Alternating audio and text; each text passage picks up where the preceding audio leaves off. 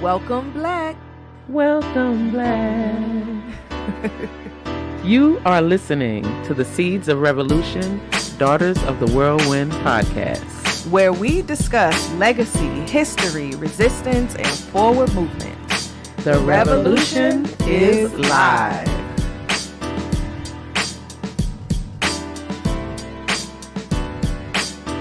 Hey. Peace, sisters. Hey, y'all. What's going on, Epulata? Aiyisha. Hey.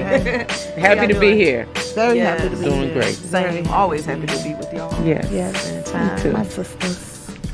I love it. I almost sang the Color Purple song again. Yeah. So Go ahead. you know, Go ahead. y'all you want to realize do it. You want to do it. No, not that one. Y'all the don't new. realize. I which one? realized after watching it back that y'all didn't know what I was singing. Oh no, I did got know my what you. sister. I knew what yeah. you were singing. We just didn't join in. Because Sister is my Why song. would I not know?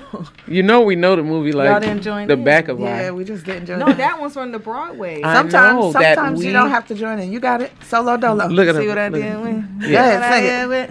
I got one. We got voice come on. Why don't you? Wait, wait a minute. got mine. She was gonna until I be sure. I remember Red Fox used to do that every time. No, I'm too young for that. You never You never watched Sanford Son? Yeah, but he He did used to one. do it. First of all, Red Fox was repeated. You saw it. Why you watch TV with us? He would like I'm it would be asking it to was a repeat singing what you part, said. and he would do this part, and he would say, "Until I be sure." Right. Like he was just really getting ready to. Go on. Yes. Missed that one. All right. Never mind. Fine. Okay, so we're back, and we're back. Yes, And and we we're are back, back. y'all. Thank you all for listening, for tuning in. Yes. For learning new things. Yes. For sharing, for Yes. reposting. And today is a special day. It is. Today is A day that everything will go your way. Today is a special day. Not just any day. Not just any day. Right. You can have anything. Right. No, today is It your is? daddy birthday. Yes, it is. Yes. Farah Kuzaliwa Baba. Raha Kuzaliwa to you. We love you so much. We love you, we do. Farah Kuzaliwa to you. We love you so much. We love you, we do. Farah Kuzaliwa from the nation to you. All the ancestors send their blessings to you. The seasons are changing for you and for me as we struggle to be strong Africans free. Farah Kuzaliwa to you. We love you so much. We love you, we do. Break it down. Farah Kuzaliwa to you. We love you so much. We love you, we do. Farah Kuzaliwa, Farah, Baba Farah Kuzaliwa, Farah, Baba Farah Kuzaliwa, Farah, Baba Ahmed.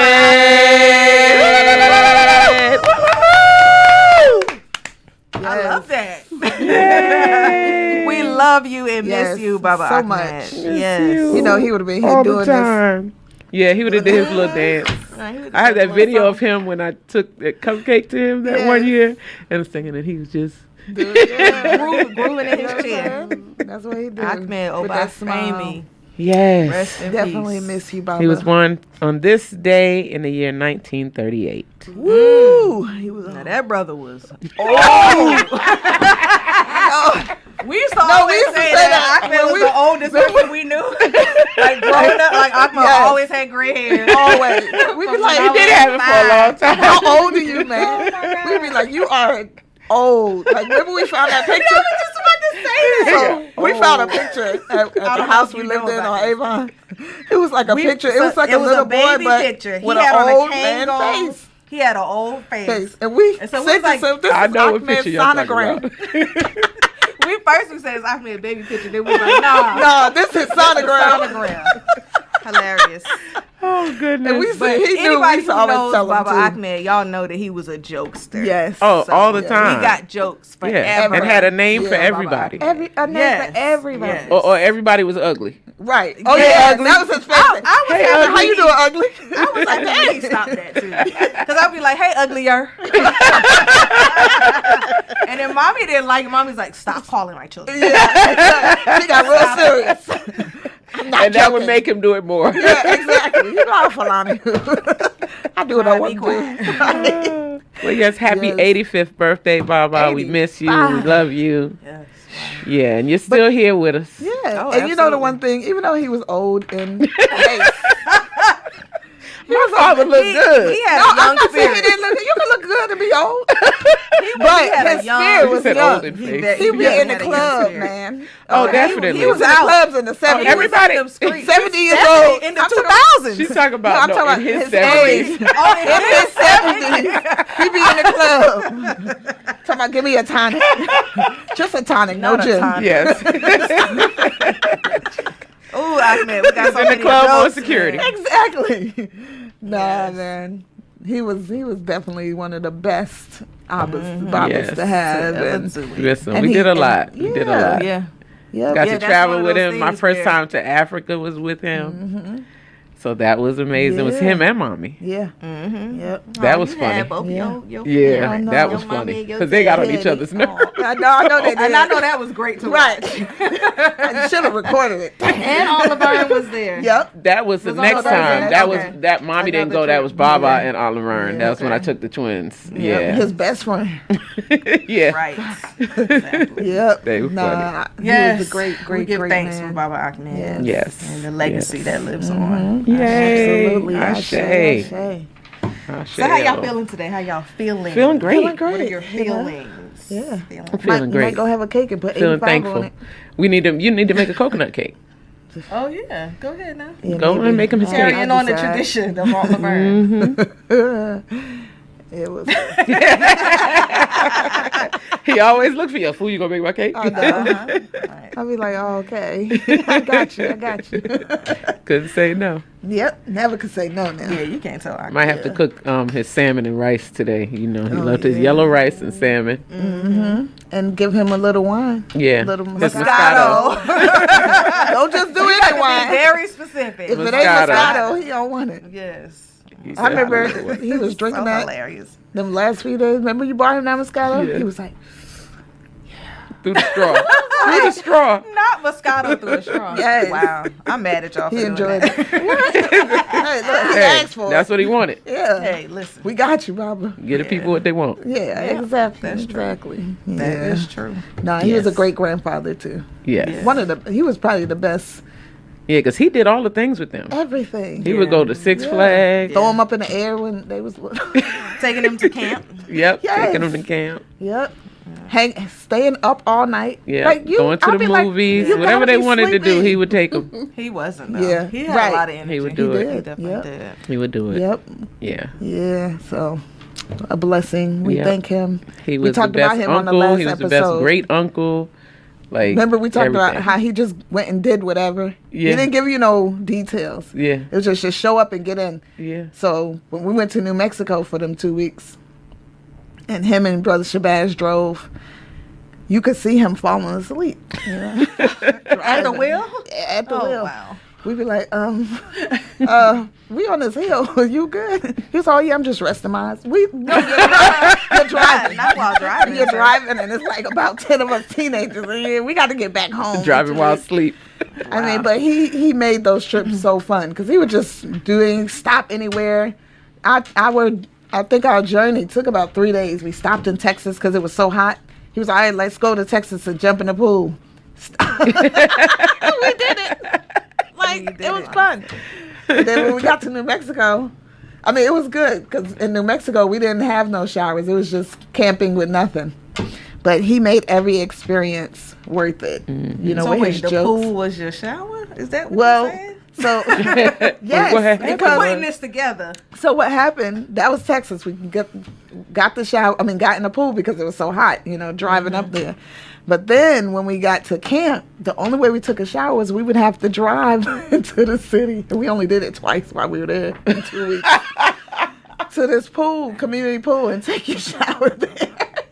Oh, because they had showers in the. Yeah. Wow. That was straight. Yeah, that was. Yeah, Yeah, that We was just thugging survived it with out. that Guerrilla survival living. camp. Yeah, that was survival. thug life. Yeah, Yes. exactly. So Thug life at its yeah, finest. he gave us a lot of great memories. So thank him for that. Yeah, and experiences. That's something I'll never forget because it was us and New Mexican youth. and he built that bridge. He was like, yeah, y'all need to learn, and we was like, okay. We got it. Yeah, we'll have to do a Baba Ahmed Obafemi episode where we talk about in detail some of the works that he's done. But definitely want to give that birthday shout out. Happy heavenly birthday to you. 85. Today we're having a very important conversation, discussion with a special guest. This conversation is one that we've been having as sisters and as family for a long time, but most recently, I think we all have been vulnerable enough with each other to say when we're not doing so well. You know, when we're not feeling well emotionally, mentally, even spiritually, and just needing some encouragement or needing to lay down, to sit down somewhere, as aunties used to say. So today we're talking about, self-care and rest and taking care of yourself. And we have a special guest, Anana Johari Harris Parris. In the studio. In the studio. Live. Welcome. Welcome, Anana. Thank you for accepting our invitation to have this discussion today. I was running to get over here.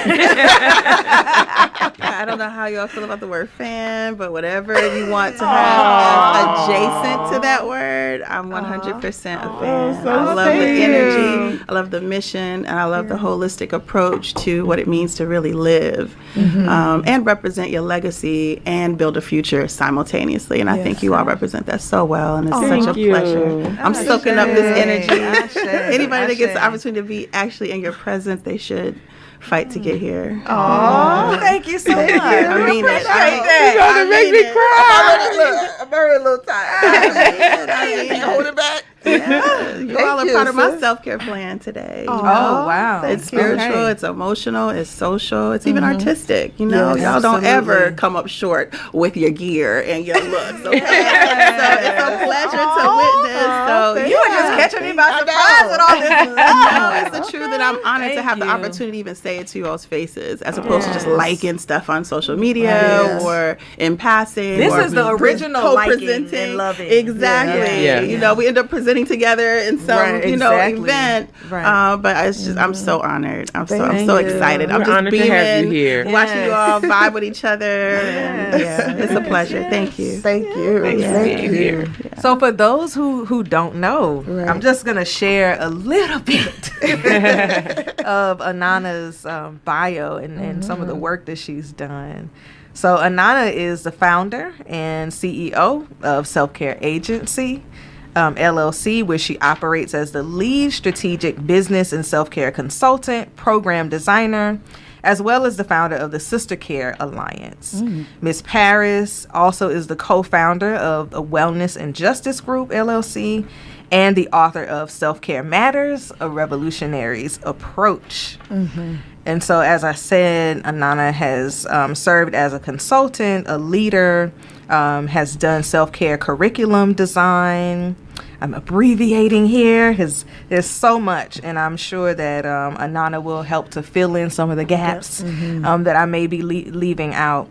But she's also the founder of nonprofit initiatives like the Afro-Salsa Cultural Organization, Afro-Salsa Fights HIV/AIDS campaign, and the Self-Care Day campaign. And Anana talked about earlier watching us on social media. I see you out there dancing. Getting your dance on. And dance is a form of self-care. I'm actually looking for a dance class. So let's talk. So yes, that's a little bit about, Anana.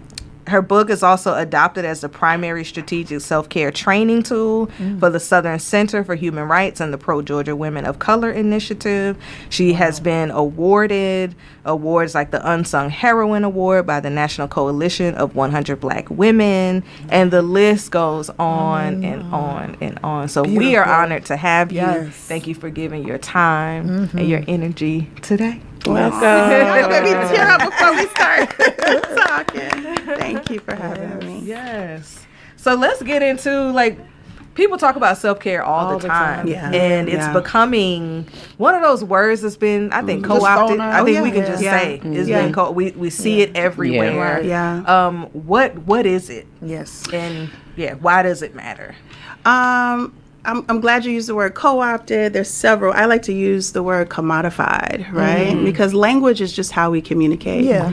And if you get sucked into terminology wars, you can go down that kind of capitalistic route where you look at a term that is used to sell things, to sell services and all that kind of stuff, right?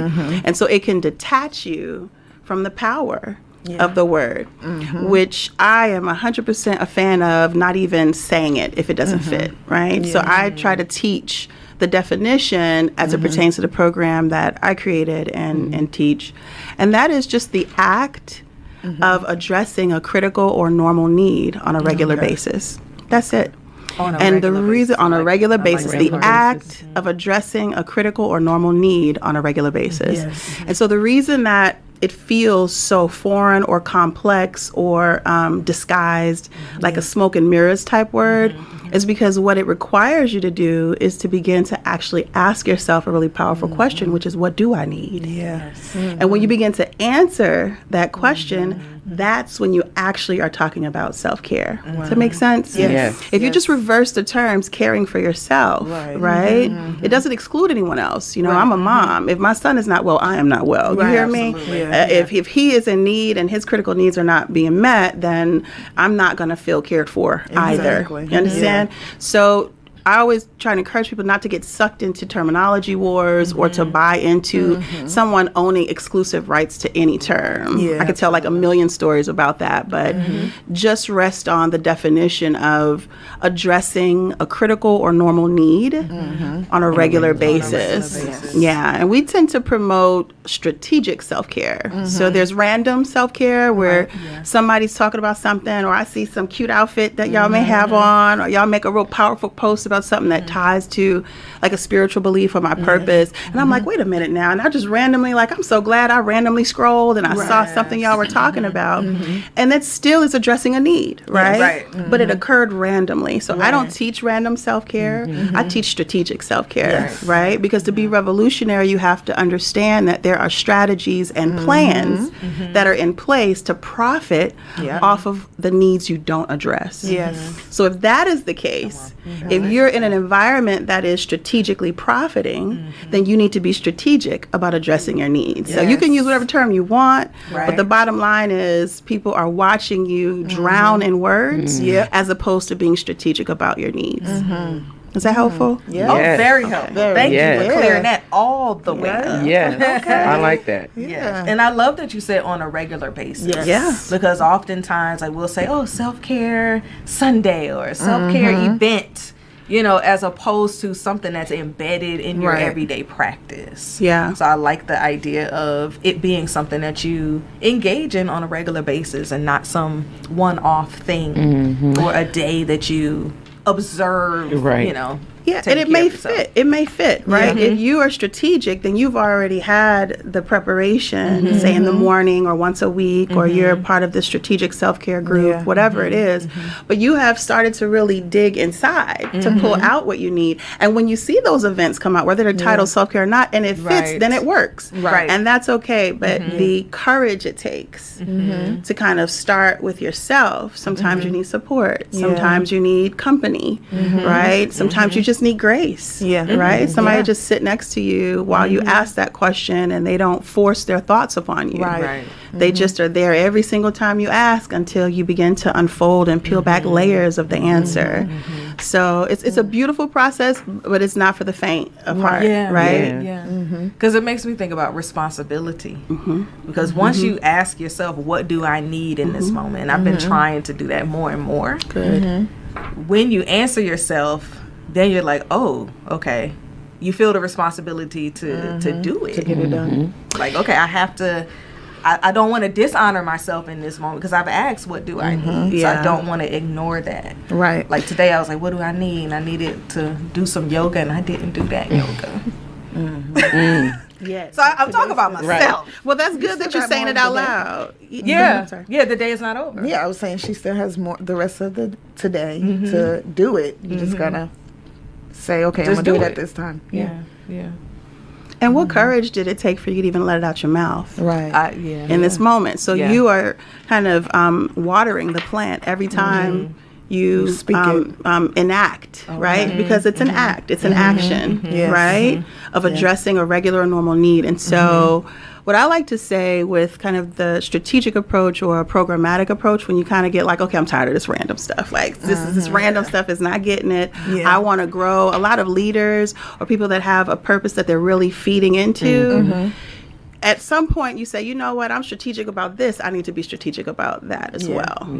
So when you choose to do that and you start to feel the anxiety and the pressure or the responsibility that comes with even answering the question, I always like to point out that it's better to be a participant in self-care than to focus on the perfection of it, right? It's a self-care plan. That's a bar. Listen, then it'll become a chore. Exactly. It's a self-care plan, not a self-perfection plan. Yes. But you have to detangle that which you have learned, right? That doesn't allow you the opportunity to see value in being strategic about it, right? And what happens is when you begin to say, man, I'm feeling a pressure and I'm jumping to the end and I'm already giving myself a grade. And this is a punitive-based society that believes in negative reinforcement, right? Absolutely. So you don't take a test and they say, I think you've gotten better. No, they say you got an A, a B, a C, a D, or an F, right? So everything's punitive and we've absorbed that.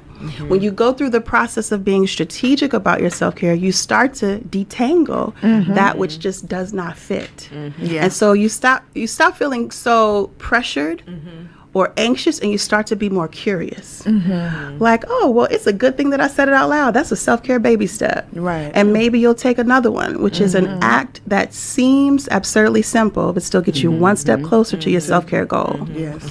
And again, in this society, what happens is people begin to look and say, they judge every little thing. And so we take that on without knowing. Yes. That's the revolutionary part. The revolutionary part is how much can I rinse myself of what is not healthy and whole within my environment. And beating up on yourself for not being perfect is not whole. Right. It's not human. It's not natural, right? Your organs are perfect, but they're doing things in a way that is servicing you, right? But if you say, heart, you didn't beat right that time. Right.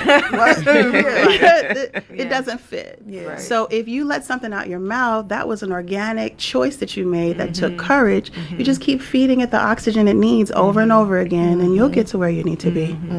Ashe. Yeah. And I say Ashe. Yes. Ashe. Yes. I love it. I love it. It's something to marinate on, right? It is. Definitely. It is. I'll tell you a little story. Is that okay? Yes. Yeah. So I like to share this sometimes when I speak, and I feel like it's important because when you start to ask yourself the question, what do I need? You are breaking some, I don't want to say what they typically say, but you're breaking some patterns, I'll say, that can be passed down. And then some of those patterns are learned and environmental. When you say, well, what do I need? And you continue with the courage to kind of follow through, it's a game changer, but you also begin to set yourself as a role model to those who are looking. Because then you realize, have I asked my child what do they need? Have I taught them how to say that word? What do they feel like? So the story I want to share is I had traveled all over, speak, train. We worked with human trafficking survivors. We worked with people in office spaces feeling pressure. So working professionals all the way to someone just at home feeling like they want to give up, right?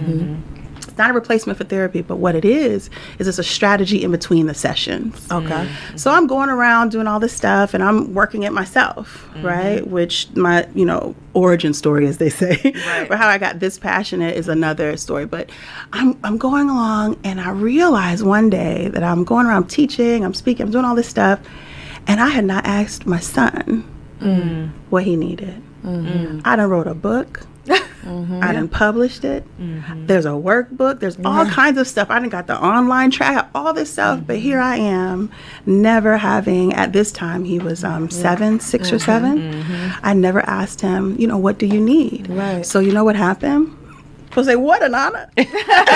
What, Anana? I stood in my living room and I was like, I'm about to ask him this question. Yeah. So I started to let the question come out my mouth, but then my chest got a little tight. Wow. I got a frog in my throat. And I started to be like, well, why am I so this is I got real emotional. Yeah. And I was like, what's going on? So the first thing, when you start to maybe accept it for yourself, the second step is when you start to want to share that you have an interest in someone else. It's a different level of intimacy. When you begin to ask someone what do they need and you give them the time to answer. Yes. But you also learn more about yourself that was buried. Yeah. Right? So now I'm like, well, what in the world is going on? So then I said, what do I need? And I was like, I need to talk about why this is hard for me. So that's what I did. So I couldn't even do it on that day that I decided. Right. Yeah. It took me 3 days and a discussion with one of my just longtime mentors to realize that I was never primarily raised by my mother. I was raised by my father. And I was afraid my son was going to say, I need you to be a better mother. I had some serious fears and anxieties and the responsibility that I felt that came with even getting his answer. And it made me cry. It made me choke, like I'm like tingling just thinking about how hard that was for me. So what I ended up doing was I took the baby steps to finally get it out of my mouth. 3 days it took. So I stood in my living room and I yelled up, Zaire. He said, yes, Mom. I said, come here, baby. So he tore up my stairs and came downstairs, came in the living room. And he looked at me with these brown eyes and these long black eyelashes. And I said, and my heart was like, dum dum. So I said, well, sit down, baby. And he was like, okay. So, real light, living light, kids are. So he sat down and he just looked up and he tilted his little chin to the side. And he says, yes, Mama. And I said, what do you need spiritually and emotionally? And then I closed my mouth. And my heart was like, dum, dum, dum, dum. I didn't qualify it for him. I didn't define it. I didn't force any terms into his head. I just let the question stand. And y'all know what he said to me? What? He said, he tilted his chin to the other side and he looked up and he said, I need more hugs. Now, if I didn't feel like crap before then, I felt like it then because I already had this weight of perfection on me, right? Not just participating in it, but I was wanting to be a perfect mother, not just participating at my best as being a mother. You see the tie? So I wanted to cry. I wanted to let all this stuff out. I wanted to beat up on myself, but I had carved that time out for him. So I didn't say anything. He had more. So then he tilted his chin to the other side, right? And I was saying nothing, like my mouth was zipped closed. And he said, I want to drink tea with you again. We used to sit and drink tea and talk. Can we drink tea some more, Mama? And let me tell y'all the amount of money I have spent on Legos. Do you know how much Legos cost? Yes. The Millennium Falcon Lego is expensive. And my son can put that stuff together overnight, okay? So I'm pouring energy into things that he wants, but I had not asked him what he needed. And so ever since that day, I not only drink tea with him, I not only hug him, but I also remember the importance of continuously asking him every now and then, what do you need? And that's the revolutionary power of doing it for yourself, right? Because you have to know what it feels like so you can give someone else grace when you ask that question. Absolutely. Wow. Love it. That was You getting us together on this day. powerful. And it just made me think, like, as a mother, and we're all mothers here, you do have this, you do go into this trying to be a perfectionist in it, and not realizing, as you said, participating in it is two different things, because you can perfect it based off of what people have identified it should be, but participating in it is a whole nother level, different. and because we don't have a manual, But hearing stories like this helps you to become better, you know, in that process. Like I literally, there's times I have different mothers on my Facebook, and I watch certain things they do with their children, and I make a note like, wow, this is really good. Yeah. And I said one day, I want to produce a journal of things that you can do to help cultivate your relationship with your children, because you learn different things from others that you don't even think like, oh, no, my child might not like that, but did you even try it? You know? And it doesn't make you a bad mother because you took a note from that mother, you know, or even tried to say, oh, let me experiment with that in my household and see if it works over here too. Right. You know, so what you know, everything you just brought out, it was like, okay, yeah, you definitely have to ask, what do you need? Because a lot of times we always trying to give them what they want. But what they want is only something that's tangible. It's not necessarily like we know what they need. And what they want is always something that they know, okay, yeah, I can go buy that and I'll feel good for a moment. Right. But it's so important to go deeper.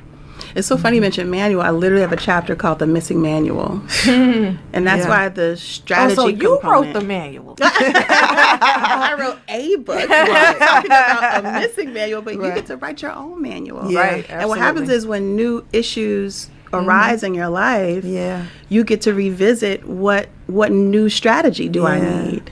And then you're rocking with a whole different set of tools there, because now nobody can take it from you, Right. because you already learned these different ways to kind of check back in.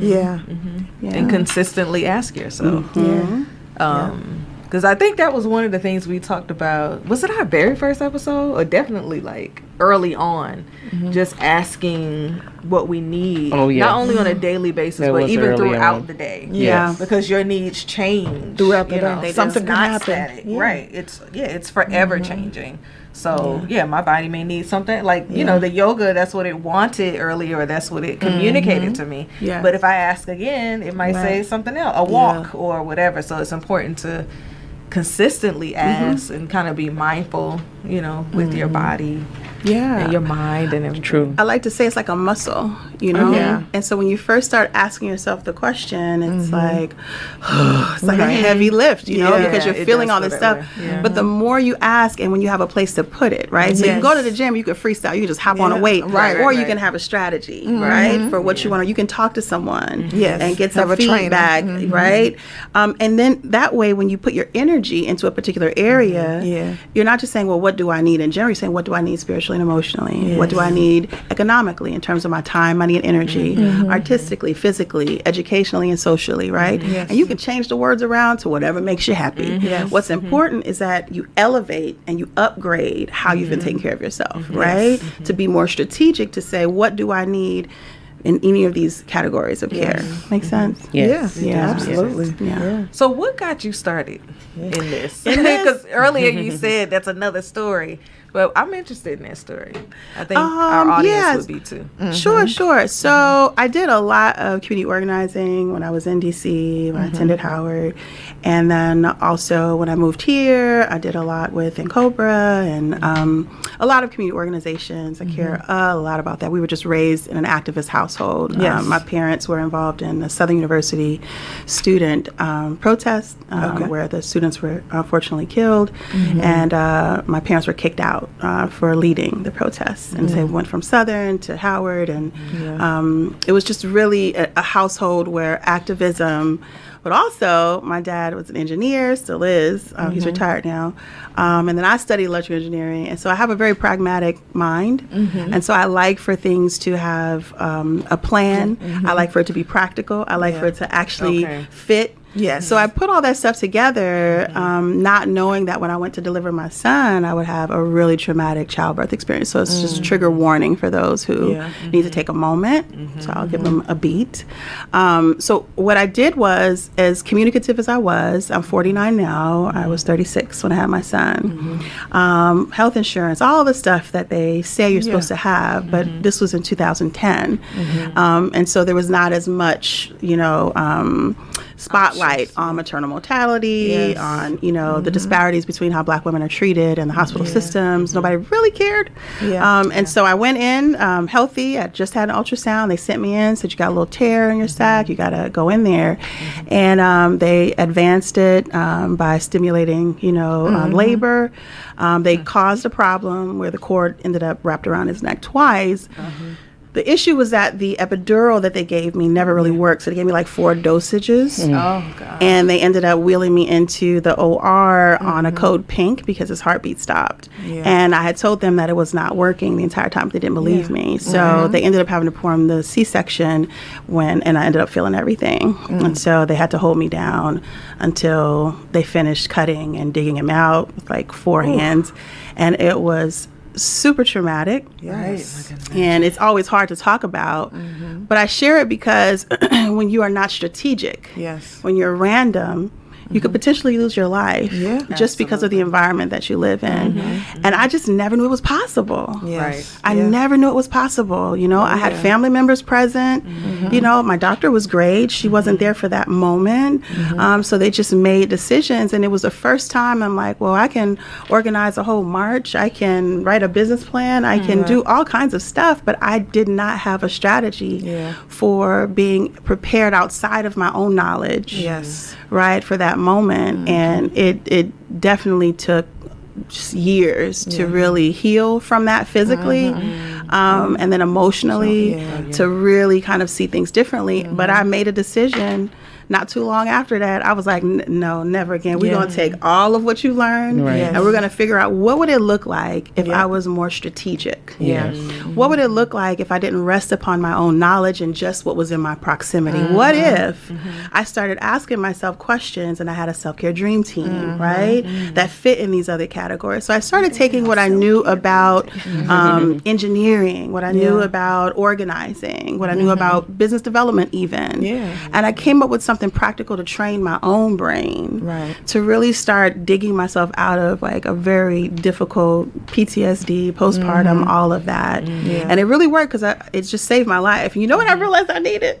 Sidebar. What you need?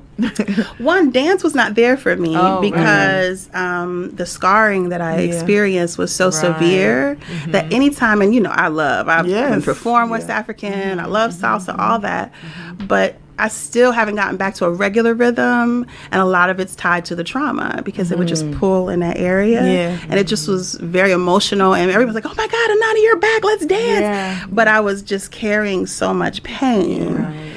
So I had to say, what do I need? What do I need? And I said, I need to change my thoughts. So y'all know what I did?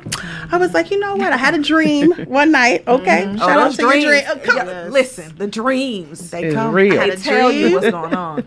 And there was this woman, she was dressed in all gold, and she pulled up in this all gold kind of like old school car with like the tires on the side. But the car was all gold. I see it vividly now, right? I love it. And I was just watching her, and as she rolled up, everything turned gold and beautiful, and things started blooming, and she got out, and I was like, what is she doing? I need to do what you're doing. So I said, what are you doing? And she said, I made soap.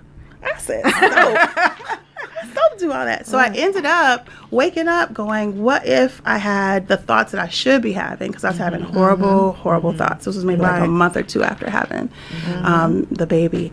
And I was like, I need my thoughts to change. So I called someone that was creative, my sister friend and artist, Cultivate. And I said, how do you make soap? I want to make soap that has words on the inside so that I can change my thoughts. Because if anything, I'm going to wash my hand and my body. If anything, I'm going to clean myself. That I do have a motivation to do, but I don't have a motivation to do anything else. And she gave me some suggestions, and I cooked and I figured some stuff with my stitches and everything, honey. And I figured out how to make soap. And so I called it self-care soap, and it has an affirmation on the inside. And so my very first one said, I'm beautiful and my body is healthy, because I didn't feel either. And every day I would wash my hands because it's what I needed.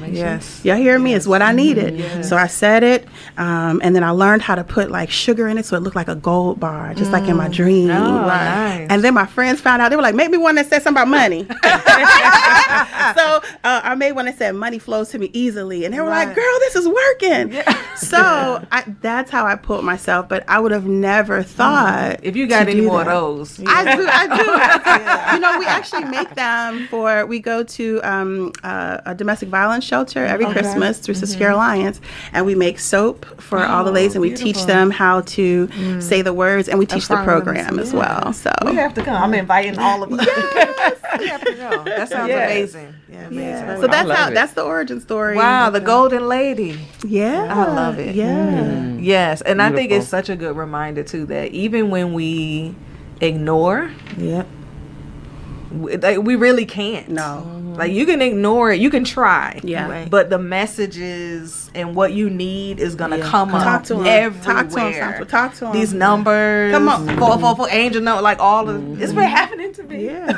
And I'm trying not to make this personal. No, it's okay. But the personal is political. We know that, right? Yes. So thank you so much for sharing that dream, because that's another thing too. We say like, let's not share our dreams, but sometimes it is empowering to share and to say them out loud, because I think, you know, when you're interpreting at 6 a.m. or whenever you wake up and you're trying to decipher, like, what did all of this mean? When you say it out loud, you get new meanings. And even other people, your loved ones, can help you to interpret, because they're seeing things that you may not see. So, I always say when I do teachings or trainings or anything is that I'm not really talking to your conscious mind, because your conscious mind could probably come up with its own self-care training. Yes. You hear me? Right? Yes. We're brilliant. Right. Okay? We could do whatever it is that we put our minds to, but I'm talking to your subconscious. Right? And your subconscious also fuels your dreams, right? Your subconscious is soaking in things that you're suppressing to get through the day. But in that subconscious area, when you say, what do I need? It's a piercing between the conscious and the subconscious, because you have no choice but to start to let that stuff unfold. And you'll find, let me say one more short story. Y'all want to hear? Yes. One more short story. Okay. So what's going to happen is the more you start asking, the more you start, doing things, like you're going to move a little differently because you'll be more aligned with your needs. And so I tell this one story. It's along the lines of that participation, not perfection theme. So it was after I published the book, and I had some friends. You know how you have friends that you love them? Yes. Okay? Like family. Like, you call me, I'm there. Okay? Right. But you wouldn't necessarily hang out with some of the people they hang out with, right? Yeah. So I had a homegirl. Circles. Right. So I had a homegirl, and I love her, right? It was her birthday. She was like, come on. So there was this event up in Buckhead. She was like, come, we're just going to be at a restaurant, just sit and drink some wine and, just talking. I don't particularly drink, but at the time I was like, girl, I'm coming. Yeah, right? So I go, I sit down, and I'm, shout out to the Geminis, okay? So I'm a talker. If you cool, we cool. Right. So I'm running my mouth. And this one sits at the table, they'd all known that I had published this book or what have you. And because of the work I do, sometimes people, they're a little triggered, not because of me, but because of the term. Well, that term is, or anything can trigger them, right? Yeah. So I've gotten used to it, and it's okay. It's just a journey of life for everybody that you encounter. Well, this particular sister, I'm sitting at the table, I said I didn't get something done, and she picked up her wine glass, and she said, but I thought you were the self-care lady. And she sipped her wine, and the whole table got quiet because it was clearly shade. Right. Wow. And shame. Yeah. So that's a moment that most people are afraid of. Like, if I start moving a certain way, is somebody going to bring out this, I call it this emotional slavery whip that they crack, right? I write about that is an imaginary whip that you crack on yourself that others crack to try and control you emotionally from addressing your needs. Right. So anyway, so she makes that little shady comment, and I have grown in my life. Okay. Now there was a time where my response would have been a little different. Right. Hello. But I welcome these educational opportunities. Right. So I sat there and participate in a different way. That's educational, right? So the whole table gets quiet and everybody looks. And I said, well, some people do call me that. I don't call myself that, but some people do. I said, now, they call me self-care lady, and the operative word is care, because I am working on better caring for myself. Now, if they called me the self-perfection lady, I would probably be really embarrassed by the comment you just said. It would make me feel bad, even though I came here to have a good time. So it's telling me that maybe there's something you want to talk about. So if you want to chat after this, we can. Not at the dinner. Here's my card. Right. Right. Now, I would have never had that response if I had not found a grace with myself. Right. What was the And like you reaction said, at the care. table? Oh, they were silent still after I finished. I So that I just smiled, and I think because I was light, and I was at peace with myself, it also set an example. Again, revolutionary. Yes. You understand? Yes. Because that was an act of Change care it. for her. For real. And for me. I chose a healthy route. But a lot of times we could want to, retaliate, but instead you extended care and grace to, and to for that the whole person. table. They all got a chance to learn Because it's an educational something. tool for them. Right. Because now they're like, oh. Yeah, now I have a different And- understanding of what self-care is. And understanding of like what you said, because you spelled it out. Like if it was about perfectionism, then I would feel shamed. But that's not what care means to me. So you educated everybody, and not just in the terminology, but even in just how to be, a woman about it, and have integrity about who you are. And a lot of times we don't, especially when it's a bunch of women sitting together. It can become a petty, catty situation. And that's another level of educating women, that it doesn't have to become that. Like I have a thing where I don't like to be around a bunch of women, because it always ends up like that. So I usually be like, all right, I'm out, because if this is what you all want to become, I can't do it. And I so think that's a social self-care move to remove yourself from an environment. I do want to say, though, that because I had begun to show myself more grace, and I started to realize how hard it was for me to do the work I was doing, I could tell it was not easy for her or anybody else. So only because I had poured into myself enough grace and compassion, that I even have an ounce of grace and compassion for her. Does that make sense? And I can't say that this is part of my purpose in life and not continuously work on myself. So if you see me out and my teeth are brushed, okay? You see me out and I'm looking, as some would say, normal. That means I have really done a lot of work just to get to the point that you see me. And I'm okay with you not knowing that, but I'm far from ashamed that I've had to work this hard, on things that you may think are small, but are great and grand for me. Like that purple necklace. Come on, purple necklace. I will wear it every day if I could. I just wanna, Beautiful. Because, in the community where I live, where I dwell in, not like live physically, my title is princess, and so a lot of responsibility comes on me to be like this leader of whatever is happening. You get what I'm saying? So the other day, me and my husband had a little tit for tat, because he's like, you're the princess, you do this, do that. I'm like, oh my gosh. Because it's always like, he has this massive list of things he would like to be done. So, but this particular conversation was about sisterhood meetings, and something you said just kind of like, yeah, okay, it makes sense. But so his thing is always, you're at a different level, but you have to give everybody else the chance to get there.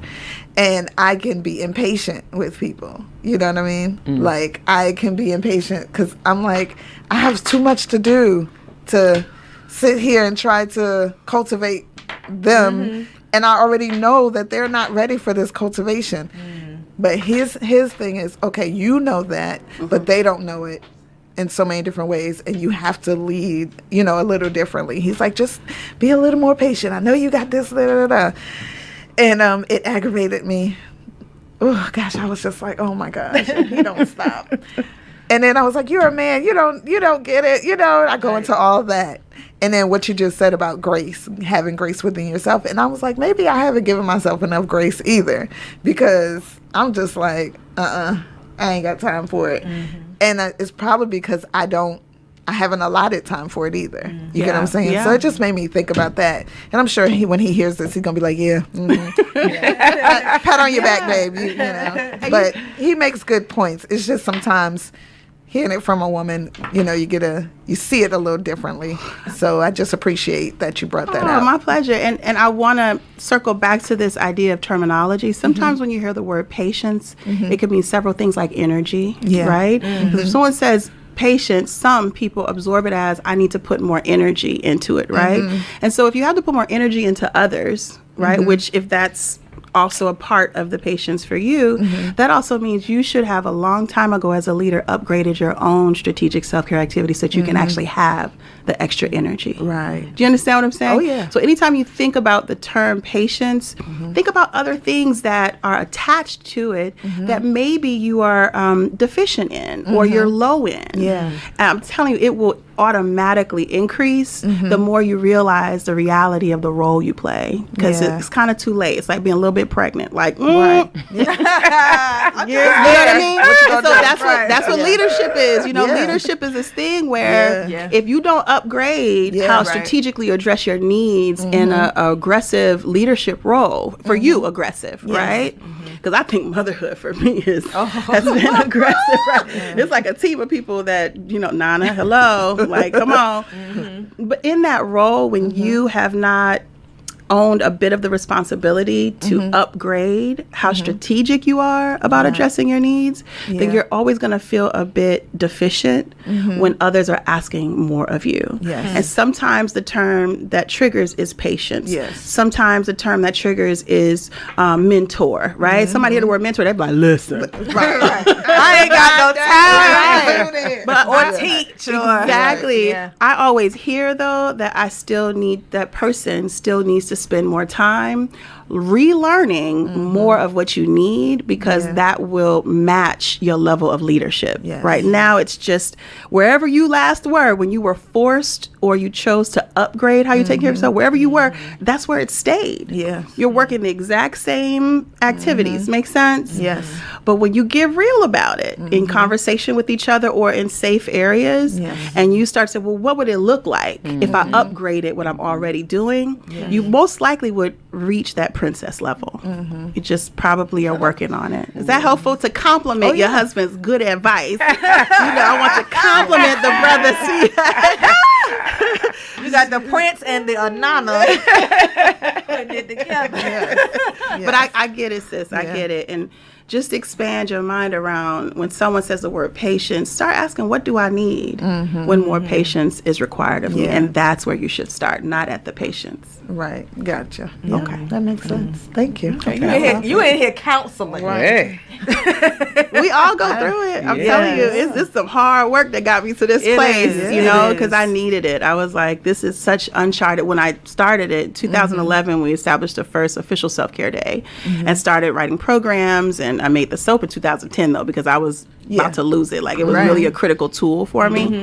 But when it came to just developing and working it myself, I've been working at it for a very long time. And I've had several tragedies, setbacks. And every time I'm like, well, this better work. Like, let me go in and say, what do I need? Oh, I have one. Can I tell you one last thing? Yes. Listen, you ain't got to ask. I keep looking at you like, tell your story. Okay. So this is what I like to share too, because, and I always end up with new experiences where I'm like newly having to challenge myself to, really be like, okay, Anana, this was harder than what you thought. Yeah. You know what I mean? And you done said you want to do this, you want to be a speaker. I just had a little stutter when I was growing up too. So even speaking is something I have to concentrate on. Anyway, so this was one of the scenarios where I was faced with something I did not think that I'd be faced with, and it really took a lot of work for me to even follow through. But on the outside, everybody's like, girl, you got it, right? Because most people don't want to hear that something's hard after you've already accomplished certain things. So anyway, I got invited to speak at the Global Women's Leadership Summit in Johannesburg, South Africa in 2018. And in 2017, they called me, they invited me, and I was like, okay, well, tell me more, because I'm not about to, be associated with anything that's, a little shady. And so I found out all the information. And what they told me was they had been going down there to do economic development with women and girls. But they were unprepared for the level of trauma that they were met with. And I'll abbreviate it by saying, P.S. fast forward, we get close to time for leaving for the trip. And maybe a month maybe or so before we were supposed to fly out, in 2018, it was around April, May time, Winnie Mandela passed away. So I went from super excited and like, oh, let's do it. You know, the juxtaposition of social justice and self-care, let's do it. We're going to bring over representatives from the States, Black women, to meet up with South African sisters that were heads of different organizations and movements. And the goal was just kind of unify and talk about social justice and self-care. I went from being excited, like, bring it, okay? Like, I'm so geeked that we were going to go from Johannesburg to Mpumalanga to a couple other areas and work with young girls as well. I made all the soap for all the young girls. I traveled, brought them, you know, it was so great. And then when they made the call and said, we got to have a private meeting and talk about kind of the ramifications of, you know, safety and all that kind of stuff when we go down there, my heart was like, dum-dum. I didn't feel worthy. They were just like, well, we need to see a copy of your speech. What are you going to say? Because the area that we were going to was Constitution Hall in Johannesburg, South Africa, which is, you know, a reformed women's political prisoner institution. And it was turned into a museum, but it was also where Winnie Mandela was held, right? One of the many places. And so I did not feel worthy, 100%. I was like, oh, they may need to get somebody else. And they want to see what like the country, the grief, you know, the unrest. I mean, it was not, it was just not a game. It was historical. It was larger than life. But yet everyone was like, oh, this is perfect, what you're going to speak about. And I'm thinking, I'm nodding yes, but inside I'm shaking my head. No, I'm terrified. I was so terrified that the day of the trip, I didn't even pack. I was just sitting on my couch. Literally. 10-day trip, right? So for the 16-hour flight, I didn't go shopping. Hadn't even bought what I was going to speak in. Nothing. That is how terrified and just unworthy I was. I didn't have anybody that was like, hey, girl, did you pack? Right? Everybody just assumed because I had done all this stuff that I had. Exactly. So I sat on that couch. I was like, well, this poop better work. This little program that you made up. So the first thing I said out loud was, what do I need? Right? I just started there.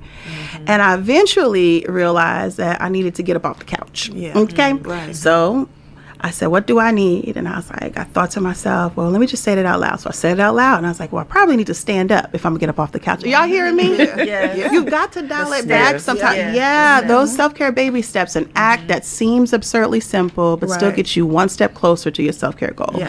So eventually I stood up, but I didn't move. So I had to say out loud again, what do I need, right? I had to go through all of that to get to the bottom of the stairs, to the top of the stairs, to the attic, get the luggage, to actually pack, to even stop off on the way to Afrocentric Network. Shout out. Because those ladies hook me up all the time. Listen. So I ran in there. I told them I got to catch a flight, right? And so they hooked me up and I went straight to the airport. And after going through all of that, when I walked there, everybody was like, oh my God, she's here. And I was like, like you said earlier, what it took you. Man.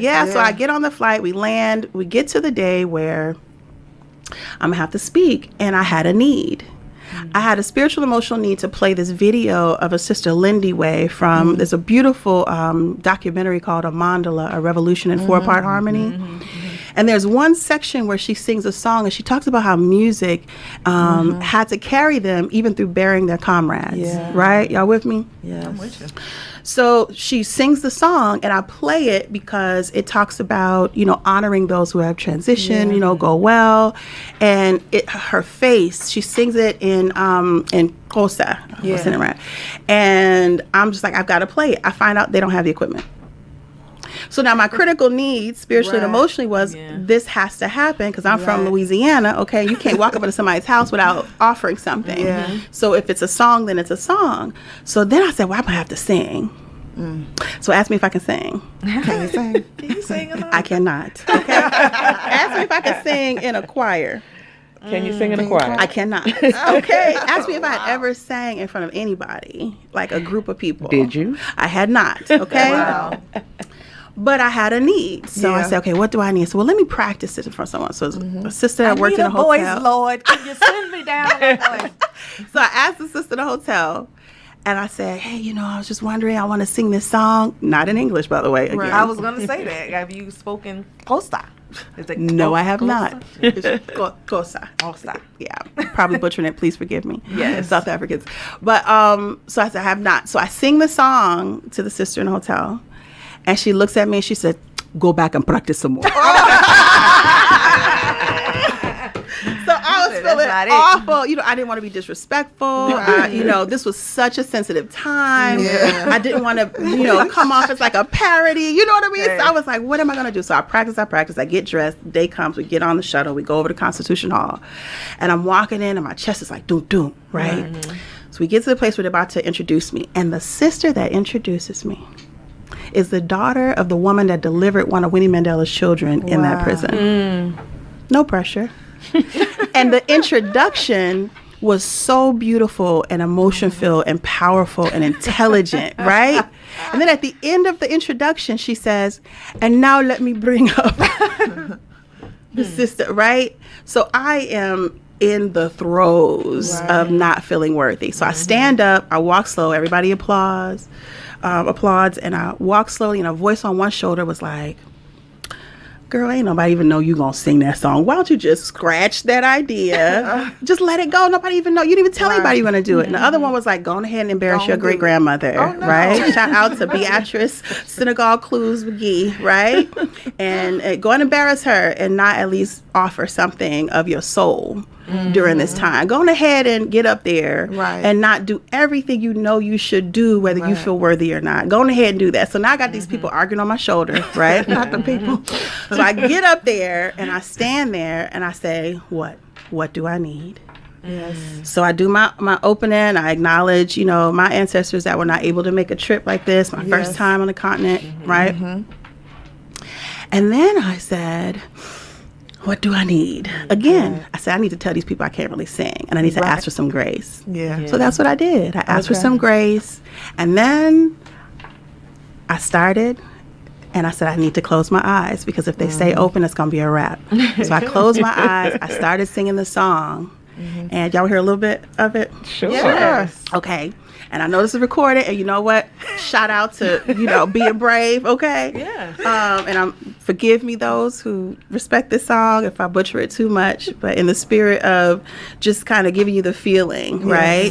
It goes, Lihambile, lihambile, lihambile. Ikawe na makawe lihambile, ikawe na makawe hambagase. You hear my voice cracking? That's what it did. I'm getting emotional even thinking about it. And tears started to run down my cheeks. I was overwhelmed. I have chill bumps right now. It was just so overwhelming. I was thinking about where I was, and my throat closed up. And then all the South African sisters started singing and helped me finish the song. Had I not taken every single baby step to get there and tried to be courageous every step of the way, I would not even put myself in a position to allow someone to say, good job. We see you meeting a need, and we're here to help kind of put more air under your wings so that you can keep going. So I like to share that story when I speak, when I do anything, because I'm still scared to do things. There's more that I may face that I don't know. So there's no perfection. Just keep practicing. And I hope it inspired y'all. Oh, yeah.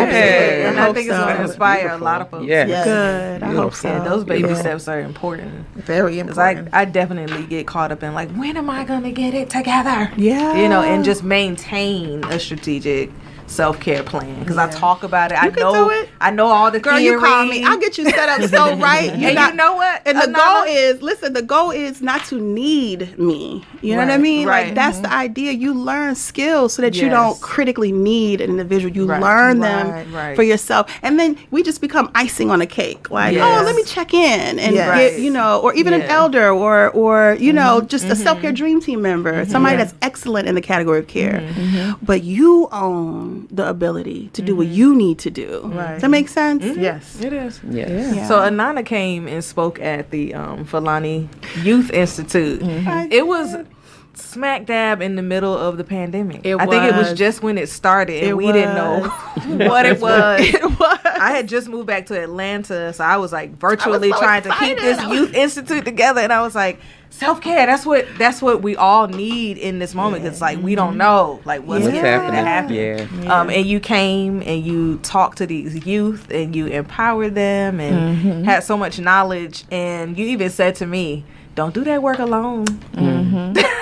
We can support you. Right. And I want to thank you for that. And I want to thank you for saying it again today. Yeah. Even, I wrote that down, self-care dream team. Yeah. Like, we need to, sisters, let's talk about how we can be each other's self-care dream Definitely. team. And, have Anana come on to the team Coach us as along. well. That's easy. That's easy. Once y'all get it, y'all gonna be like, got it. I'm saying every time, especially a black woman, every time a black woman learns that strategy, it's a wrap. When I tell you, it's a wrap. You're like, oh, I got it. Thank you. I love the baby steps. Yeah. Because oftentimes, I think it's Martin Luther King quote where it's saying, you can't see everywhere where you're getting or the whole staircase. You can just see the next couple of steps. And oftentimes we feel so afraid, or we're looking at what's at the top. Yeah. Or what's over there, or what's furthest away from us. Yeah. Instead of like, okay, I can do this. And then when you do that, it empowers you to take the next step. And the next step, and the next step. So I appreciate the stories that you've shared today, and particularly that last one. My pleasure. And I think artistic self-care is about storytelling, dance, music. There's just certain things that are indescribable that you get that you can't label. And that's why I like the storytelling component. But I was honored to be a part of that program, because the pandemic had me shook too, but you best believe I was waking up every morning like, what do you need? And I just felt a lot more grounded. So, wow, This was, what a was powerful, Very powerful. It was powerful. Very. And very needed. It's Very what we necessary. needed. It's what I need. Yes. Like, what do I need? I needed this. Yes. Yes. So yeah, it was great. Yeah. So we have a game that we play. Okay. It's called the Power Five. All right. And it's 5 rapid fire questions or phrases that we say. Come on, Caesar Revolution. And then you just respond with the first thing that comes to your mind. Can I apologize to my grandmother and my family members for anything that comes out? That I didn't catch in time ahead of time. I'm just playing. Go ahead. Okay, And we're not timing you. Okay, good. Okay. Your fast is what your fast is. Okay. What do you need your fast to be? Right. Okay, good. Okay, good. Okay. All right. So the first word is self-care. Revolution, struggle. Yeah, that comes up for me. Okay. Yeah. A book that everyone should read. Self-care Matters, a revolutionary's approach. And tell folks where can they find Yes, where can they find it? It's on Amazon. You can reach out to me directly. Go to selfcareagency.com or ananajohari.com. But it's also on Audible, and it's my voice that's narrating. So Yeah. Oh, I nice. love that. I have Audible. So. It's probably very soothing. Yeah. Whirlwind. Powerful sisters. Past, present, and future. Ancestors touching every step. That's what I see. Yeah, that's what the wind is. That sounds like Yeah. a prayer. Yeah. Wow. Yeah, about that one. Yeah. Okay. Your favorite revolutionary?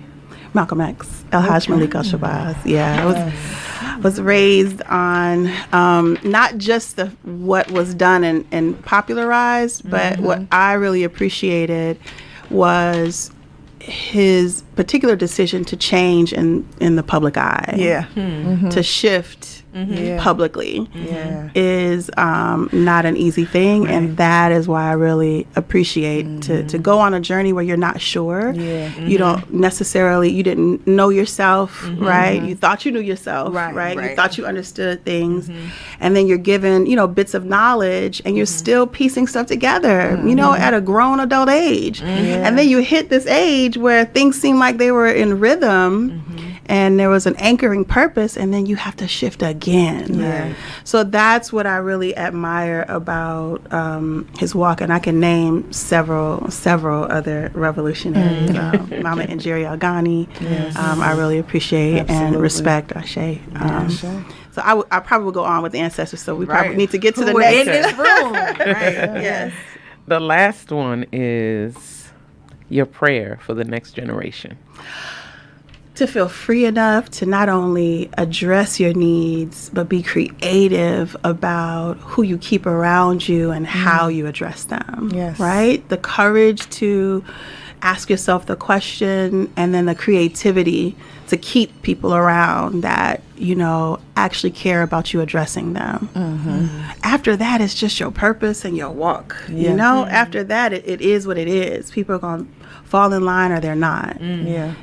But really the courage to ask yourself, what do I need? And the creativity to feel that freedom to be creative enough, what I mean, to address it. Like, after, man, they're so brilliant. The stuff that they come up with. Every time I ask my son, what do you need? Man, to see his face stop and wonder, it's a humbling experience because it reminds me this is his life and his walk. Yes. And he's got messages for himself. Yes. So young folks have their own They do. messages. It reduces the ego in me every time you ask questions and you genuinely want young folks to explore. So that's what I would want for young people. Wow. Yeah. Yes. Thank you so much. Thank you. Oh, thank you. This is amazing. You deserve an applause. I'm Yay. so honored. Oh, so do you all. Thank you. Yes. Simply beautiful. Yes. Well, Shalante, take a bow, Mrs. Powers. Right, take a bow, Mrs. Powers. Bring We're good for some movie lines around I here. love it. Color All the Purple time. is the Right, number is one. our number Yes. one. Yes. Yes. And you wore the color purple today, too. Come on. Yeah, my She favorite color. repping. Yes. She repping. So thank you, officially. Yes, Thank thank you. you. Thank you Honor so and much. This pleasure. was an amazing conversation, a much needed conversation. People need to have it more. Yes. Yeah. And so for listeners, play it back. Yeah. Yeah. Send it to your friends. Send it to your loved ones, those who need to hear this Yes. message. Take the notes.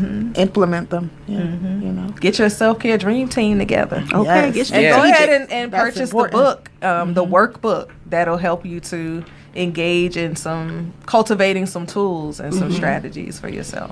Definitely. So thank you all for listening, and Thank you. until next time. You have been listening to the Seeds of Revolution, Daughters of the Whirlwind podcast. Listen to us at blackpowermedia.org or wherever you get your podcasts. Follow us at Seeds of Revolution, that's Seeds with a Z, and Daughters of the Whirlwind on all platforms. Be blessed. Look for me.